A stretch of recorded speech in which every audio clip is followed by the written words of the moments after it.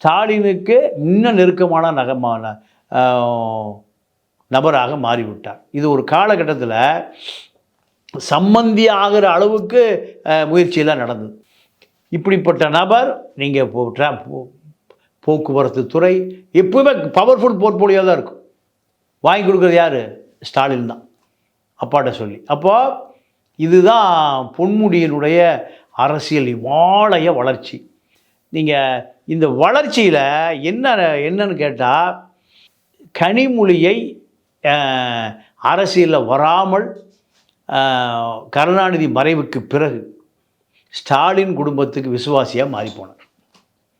உதயநிதி ஸ்டாலினுடைய குடும்ப அறிவிக்கப்படாத உறுப்பினராக மாறி கனிமொழியை தமிழ்நாட்டு அரசியலுக்குள்ளே வராமல் பார்த்து கொண்டதில் பெரும்பங்கு ஒரு பங்கு தான். என்ன காரணம்னா, கனிமொழி வந்தால் தன்னுடைய அரசியல் எடுபடாது. ஏன்? அவங்க என்ன பண்ண போகிறாங்க? அவங்க என்ன பண்ணுவாங்கன்னா, எல்லாருமே ஸ்டாலின் உதயநிதி அதிகாரத்துக்கு வருவதற்காக முயற்சி பண்ணுகிற பொழுது இதை முதல் புலையார் சொல்லி போட்டவரே பொன்முடி தான். ஸ்டாலினுடைய ஆதரவாளர். ஸ்டாலின் தான் முதலமைச்சர் ஆகணும், உதயநிதி தான் துணை முதலமைச்சர் ஆகணும். இந்த